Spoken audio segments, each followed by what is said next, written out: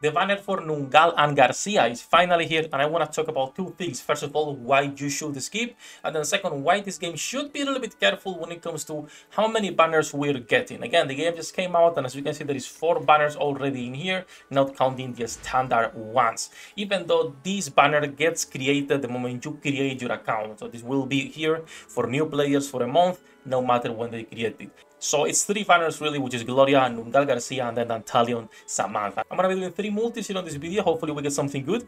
You should not be pulling, however. Like I was saying on my previous video, I want to talk about this because I think it's really important. We're gonna be checking not only the order as to what rate up characters we should have gotten, but also all of the banners and why some of these characters are really strong and you should be saving for them. So before we start, as usual, hello the internet, welcome back to the Waifus. I am Sefhi. Leave a like, subscribe, help me grow the channel. Let's get started doing 3 multis, and then we talk about the banners, which ones you should be saving for, and what characters specifically are really strong. When it comes to Nungal and Garcia, Nungal is a strong sniper. She is really good, really good.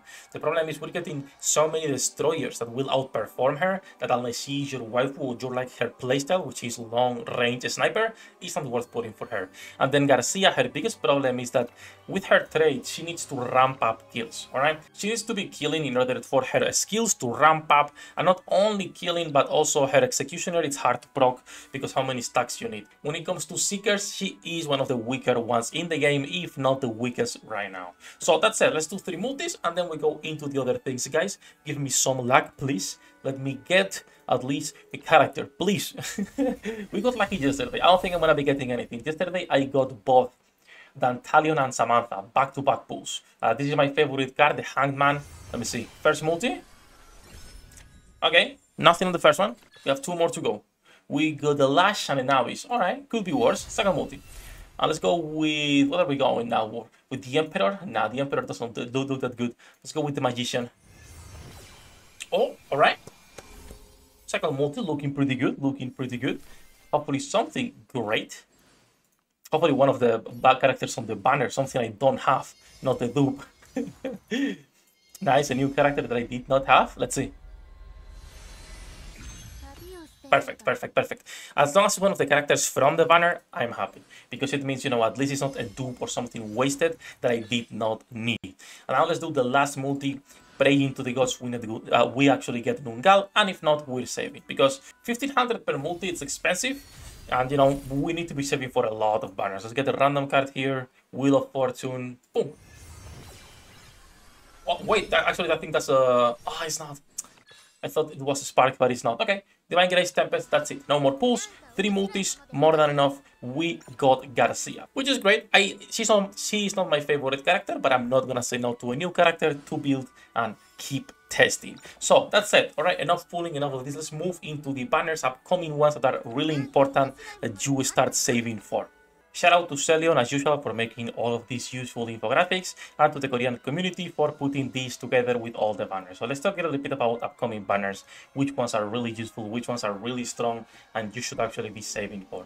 As usual, this game or any gacha game in general, you should play with the characters you like. If you, let's say, really like Hasna, which I personally do, she is not the best character, but who cares? You like her, play around her, make a team around her. This game allows you to clear with whatever characters you like.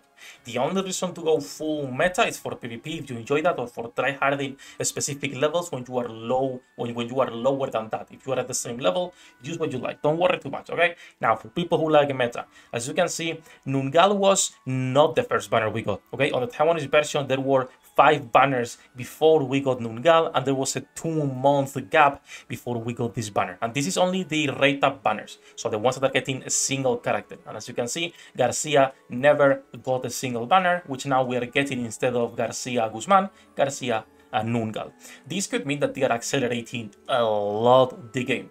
They say they want to be 6 months behind, and they just skip 2 months worth of banners, which is a lot. So The next characters that are coming that you should be saving for that are really, really good is first of all Eda, this banner right here. She is a really, really, really strong character. Not only is a strong character, but if you go to any tier list, doesn't matter if it's Korean or if it's Celion or whatever it is, she's at still 0.5. She is a really good buffer. Is she necessary, Sefhi, if I already have, let's say, my Gloria and my Nana? No, of course she's not necessary, and you'll be able to survive without her, but she will be enabling your magic teams a lot. The next character that you need to worry about after Eda is actually a lot of them in a row. So after Eda, we're getting so many banners that are really good that it's going to be disgusting the amount of gems you need to save up for this. You have Simona, Safilla, August, Cocoa, Akambe together. All of these characters not only are close together, but if you come into here, as you can see, we're getting a Simona banner here, a Safilla banner here, an August banner standalone, then another Eda rerun, and then Cocoa. I don't know what they will be doing on global, but if they are putting all of these characters together, it's gonna destroy the economy of football players, because all of these characters, if we go here, August is the strongest breaker in the game, one of the best DPSs. He can attack multiple times per turn. He's similar to Inanna, but on his own. He doesn't need the buff because he buffs himself, right? He's really strong. Then you have one of the best Seekers, Safilla. When it comes to Simone, you could be skipping her. She's not the best character, but for me, she's one of the best looking characters. So I need to get her just because of Waifu, right? I really like Simona.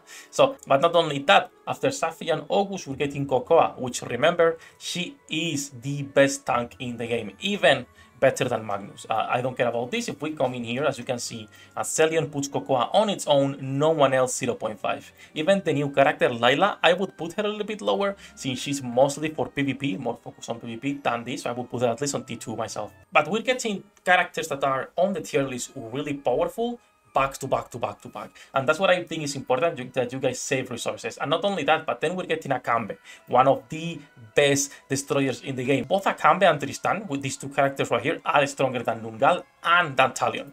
Okay, so if we come here, as you can see, Akambe, Tristan, I would put them close to Dantalion. As you all know, there is a lot of creators putting Dantalion on T0 right now, which I could agree as of right now.